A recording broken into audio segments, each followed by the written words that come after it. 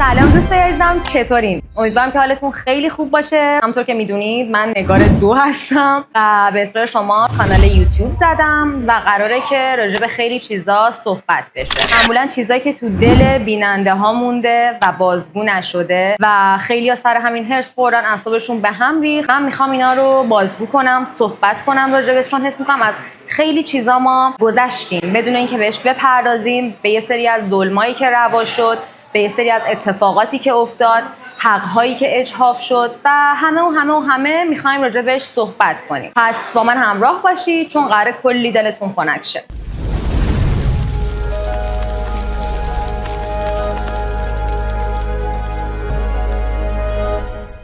از موقعی که وارد یه مبحث دیگه توی عشق ابدی شدیم، یعنی ورود محدثه و حالا داستان‌هایی که خودشون با هم داشتن، من میبینم که خانم طناز شروع کرده پشت سر هم صحبت کردن راجع به من توی کانال تلگرامش. من اول خیلی بی‌تفاوت بودم، حتی من کانال تلگرام ایشونو نداشتم. توی دایرکتام همه میادن میگفتن طناز داره راجع به حرف میزنه، داره راجع به اینو میگه اونو میگه و اینا. من خب خیلی برام مهم نبودش، نپرداختم بهش، ولی انگار این داستان انقدر زیاد شد که دیگه برام فرستادن و من اینطوری هم نیستم بگم که نه من نرفتم. آره رفتم تو کانال تلگرامش و خوندم، دیدم چه چیزایی راجع به من گفته و اصلا باکی ندارم از این داستان. آره دیدم که داره شروع میکنه به گفتن این که آره تو فمینیست نیستی و نمیدونم تو زن ستیزی و تو ادعای فمینیست بودنت میشه با این داستانا. این خانم عزیز من نمیدونم چی شده که الان بعد از این همه مدت یهو یادش افتاده اصلا چیزی به اسم فمینیسم وجود داره. اون موقعی که دخترها رو میکوبیدین، اون موقعی که وکیل مدافع کل پسرای ویلا بودین، اون موقعی که توی فینال ها میگفتین کاش که پسر حذف نشه و کلاً همجنستون رو میکوبیدین، تخریب میکردین. هر کاری که خودتون میکردید درست بود، یه طرف دیگه میکرد اشتباه بود. دختر خوشگل‌تر از خودتون نمیتونستید ببینید. میگفتید پارتنر من اجازه داره شیطونی کنه، اجازه داره هر کاری میخواد بکنه. بعد کسی که پارتنر شما به ایشون حالا به قول خودش شیطنت میکرد رو میرید مؤاخذه میکنید، میرید یقه اونو میگیرید که آره تو چرا انقدر اشوه داری که پارتنر من میاد حالا نگاه شیطونش رو به تو میدوزه و این داستانا. شما جلوی این خانومو بگیری، خب مثلا بگی که تو لوند نباش، تو خوشگل نباش. پس فردا که از این برنامه رفتیم بیرون نمیتونی بری خره تک تک دخترای خوشگل و لوند رو بگیری بگی که نه شما لوند نباشین چون پارتنر من نگاهتون میکنه. نمیدونم والا، خیلی جالبه این داستان. حالا بذار به بحثایی که خود این خانوم راجع به من صحبت کرده بپردازیم. خب توی کانال تلگرام ایشون یه چیزی توجهمو جلب کرد. استوری یه کسی رو شیر کرده. خانم محدثه، تو که نه یک بار که بارها ورد زبونت بوده شاهین به خاطر موقعیت من با من بود. دقیقاً از چه موقعیتی میگی؟ تیم ملی رویاییت یا باشگاه گالاتاسرای خیالی؟ این الان شد خیالی ها. اون موقع که دوست پسرش با این پوز میداد و اینا خیالی نبود، کات کردن شد خیالی. همون قصه‌ای که آخر معلوم شد یه مش دروغ فلان فلان فلان. خودت با افتخار گفتی شاهین گفته میرم واسه موقعیت و جایزه برمیگردم. پس یعنی تو هم حاضر شدی با احساس یه دختر مثل خودت قمار کنی فقط واسه چندرغاز موقعیت و یه مش پول.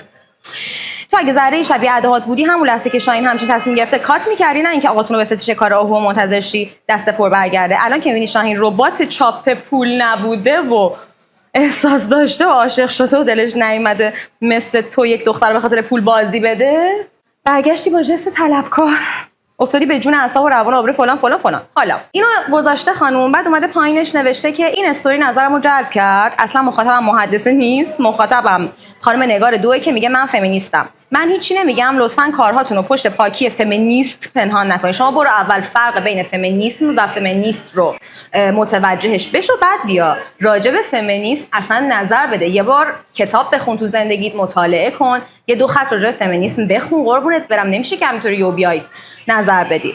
به من اونجا آسیب روحی و روانی زدین، الان دیگه ول کنید. بازم میگم مخاطبم اصلا محدثه نیست. خب توی این استوری داره میگه محدثه مقصره که اجازه داده پارتنرش بره تو برنامه که نمیدونم فلان با احساسات دخترای دیگه باز اینا. یعنی بازم طرف رفته تو برنامه، خود پسره اصلا مقصر نیستا.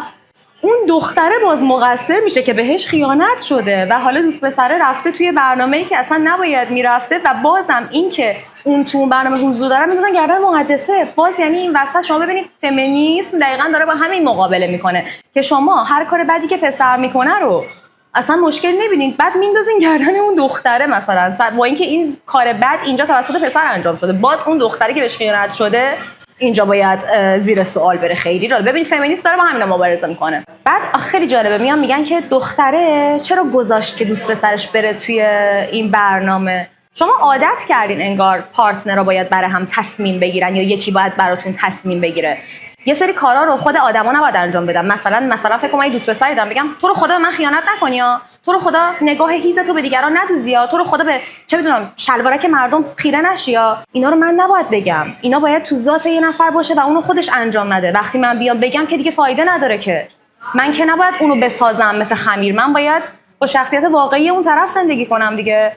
بعد یعنی چی که اجازه بده؟ شما عادت کردین که انتخاب بشید، عادت کردین براتون تصمیم بگیرن، عادت کردین که براتون تعیین تکلیف کنن. وقتی خود پسر میگه من میخوام برم همچین برنامه‌ای، چیکار کنه دختر؟ نه رو خودشو پاره و پوره کنه. چیکار کنه؟ تهش تصمیم گیرنده خود پسر است. مگه این گفت تو برو؟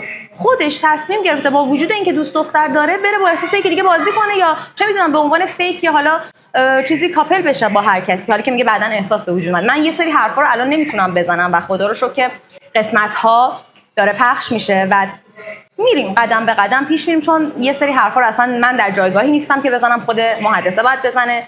یه سری جواب‌ها رو الان نمیتونم بدم. شما بزنید مثل اینا نیستیم که میگن هی هر چقدر بره جلوتر میفهمین بدتر منفور میشن. نه، هر چقدر بره جلوتر قدم به قدم با روند برنامه داریم ما پیش میریم. بعد میگه من با محدثه مشکلی ندارم. هی یکی در میون هر چی که مینویسه هی میگم با محدثه مشکلی ندارم که خوشو سفید کنه.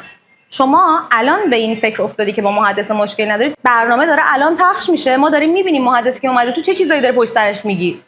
نمیدونم، من نمیبینمش. اگه خوب بود که اکس نمیشد. چقدر من واقعا متاسفم، چقدر قصه میخورم که یه سریا پارتنر داشتن رو امتیاز و موفقیت میدونن، که همچین تیکه‌ای هم به من انداخته شد که آره تو پارتنر نداشتی یا همچین چیزایی فکر میکنم گفتن بهم، که چقدر بده که شما فکر میکنید که اینکه یکی انتخابتون کنه توسط یه پسر انتخاب شید برید تو رابطه یعنی واو من موفق شدم، امتیاز گرفتم، وای جایزه گرفتم فلان بسار. یعنی سطح دغدغه، سطح مثلا چه میدونم بالا بودن و موفقیت رو با پارتنر داشتن دارید میسنجید. بعد میاد میگه آره تو که فالوورات کمه، نمیدونم دارید از اسم من بالا میری فلان. ما تو برنامه‌ای بودیم که ازمون اصلا حاشیه میخواستن. من میتونستم اونجا مثل بقیه بچه‌ها همچین براتون حاشیه درست کنم، سرزبونشم دارم، روشم دارم، در حد خودم میبینم که این کار بکنم. تو برنامه‌ای که اصلا میگم ازمون حاشیه میخواستن، خودم نخواستم وارد حاشیه بشم. خودم خواستم اون شخصیتمو ببرم جلو و اینکه من حاضرم فالوورم کم باشه. اوکی من شاید 1/10 تو فالوور داشته باشم اصلا، ولی من حاضرم قبول میکنم که فالوورم کم باشه، ولی حداقل شخصیتمو خراب نکنم یا کارهایی نکنم که فقط بخوام فالوور بگیرم یا حالا چه میدونم برای فالوور خودمو بیام اینجوری خراب کنم و زمین بزنم، جوری که الان یه سری از بچه‌ها رو می‌بینیم درگیرش شدن. نه، من ترجیح میدم که فالوورم کم باشه. الان ما توی این جامعه امتیازمون یا مثلا چه میدونم ملاک سنجیدن آدم‌ها بر اساس فالووراشون نیستش که قربونت برم. شما یه سری‌ها رو می‌بینید همچین انقدر فالوورشون بالاست، مثل چه میدونم یه سری آدمایی که میان فحاشی میکنن، اسمشون رو نمیخوام ببرم، بعد یه سری آدما چه میدونم نخبه‌ان و دانشمندن و اینا فالووراشون اصلا کم هیچ کم نمیشناستشون. پس ملاک شخصیت آدم‌ها فالوور نیست عزیزم. یکم سطح فکری تو لول آپ کن. پارتنر داشتن و فالوور داشتن اصلا نمیتونه ملاک موفقیت باشه. خلاصه که من اگه میخواستم براتون انقدر قشنگ حاشیه درست میکردم. میگم چیزی که یه سری از بچه‌هام هستن باشون صحبت کردیم، میگفتن که ما اگه برگردیم عقب این کارا رو نمی‌کردیم و درگیر این حواشی الکی نمی‌شدیم، چون شخصیتمون اون نبوده. مثلا این سری اینو میگن گول این بازی روانی رو خوردیم، ولی خب من نخوردم. منم فشار وارد میشد برای حاشیه درست کردن و این داستانا، ولی خب من نکردم این کارو، من وا ندادم حداقل. این از این. یه داستان دیگه ای هست اصلا نمیدونم چرا هیچ کی راجعش صحبت نمی‌کنه. شما میگین که محدثه چرا اجازه داد و میدونسته که این داره میره تو همچین برنامه و فلان فلان فلان. محدثه موقعی که پارتنرش داشت میرفت تو این برنامه با هم دیگه بودن، توی برنامه باهاش قاطی میشه. پس حق داره به نظرم بلند شه بیاد ببینه چه خبره اونجا، چی شده اصلا، 1 سال رابطه‌ام چی شد که یهو این رفت توی برنامه اینطوری اصلا پاشید. در صورتی بود که مثلا محدثه با ایشون هنوز دوست بود، تو رابطه بود و همچنان این رابطه ادامه دار بود. آره کارش اشتباه بود اگه میومد تو برنامه، ولی باهاش کات شده. چرا اینو در نظر نمیگیرید؟ شما برمی‌دارید پارتنر یکی رو حذف می‌کنید سر الهه و دانیال. هر کدومتون اونجا جای الهه بودین اون ویلا رو سر همه خراب می‌کردین. بعد میگن نه ما که تو دنیای واقعی از هم جداتون نکردیم فلان بسار و این حرفا. نمیدونم هر چیزی برای دیگران میگم، به قول نگار یه حرف خوبی میزد، هر چیزی که برای خود میپسندی برای دیگران بپسند، همینه. و اینکه ببخشید اوکی من از همون اول نه تو تیم میرفتم، نه کسی رفیقم بوده، نه کسی دشمنم بوده اونجا. من اون موقع طرف حقو گرفتم، چیزهایی که با چارچوب افکاری من هم سود رو دارم راجعش صحبت میکنم. حالا اینکه تاییدت نمیکنم دلیل بر این نیست که دشمنتم. همه نباید تاییدت کنن، میتونیم طرز فکرای متفاوتی داشته باشیم. اینکه شما این همه گارد میگیری این موضوع داستانش جداست. بعد اینکه یه سوالی که بر من پیش اومده اینه که شما چرا این حرفا رو تو تلگرام میگی، اصلا چرا تو اینستاگرام نمیگی؟ چرا جرأت اینو نداری که تو اینستاگرام بگی؟ چرا مردم میگیرن روتون؟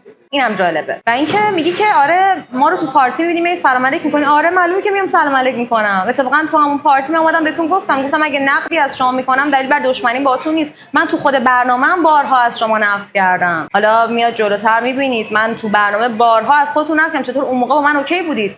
الان که میبینید حالا اکثر مردم هم نظرن، مثلا میگین تو داری موج سواری میکنی فلان میکنی، چطور من همین حرفا رو همون موقعم زدم دیگه، چطور الان بد شده این داستانا؟ قربونتون برم همه نباید تاییدتون کنن. من نه دشمنی باهاتون دارم نه چیزی. شما خودتون فالوم کردین، خودتون هم فالوم کردین، مثلا کاری به کارتون ندارم، نه توهینی بهتون میکنم نه کلا توهینی به کسی کردم تا به الان. تو همون پارتی هم میگم اومدم بهتون گفتم اینا رو. ولی خب حالا دیگه حتما نباید شما با من حال کنید. یه سریا طاقت شنیدن انتقاد ندارن. و در آخر بگم که دختر عزیزم، دختر خوشگلم، من با تو هیچ دشمنی ندارم. من همه این حرفایی که دارم میزنم به خاطر خودته و امیدوارم که یک روزی تو زندگیت پشیمون نشی از این داستان. روزی تو زندگیت به خودت نبگی وای من چرا این کارو کردم. این همه فمینیسم و این داستانا و اینا همه نتیجهش همینه که ما باید دخترها پشت همدیگه باشیم. ببین نگاه کن، من میدونم در حق تو هم اچاف شده، تو هم واقعا سختی کشیدی، ناراحت بودی، بالاخره اوکی 10 روزم با طرف 10 روز 15 روز 2 هفته هر چقدر با طرف اونجا هر روز تو گذروندی، احساس پیدا کردی بهش، من حق میدم بهت. ولی میدونی کجا من بهت حق نمیدم؟ اینکه تو باز بیای با وجود اینکه فهمیدی همچین اتفاقی افتاده باز میری یه ساید دیگر رو انتخاب میکنی، باز میری دفاع میکنی و مرد سالاری اکلیلی رو ترویج میدی. قربون شکلت برم، وگرنه مشکلی نیست اصلا. معلومه که تو هم ناراحت شدی. حالا در هر صورت امیدوارم که یک روزی تو زندگیت پشیمون نشی. برات واقعا آرزوی موفقیت میکنم. امیدوارم که با هم دیگه خیلی خوب و خوش و خوشبخت باشید و اینکه هیچ وقت شرمنده خودت نشی. خب بچه‌ها خیلی صحبت کردم. مرسی از اینکه با من همراه بودین، گوش دادین، نگاه کردین. منتظر قسمت‌های بعدی باشین. سابسکرایب یادتون نره و اینکه اینو یادتون نره چیزایی که تو دلتون مونده رو من بازگو میکنم. خداحافظ.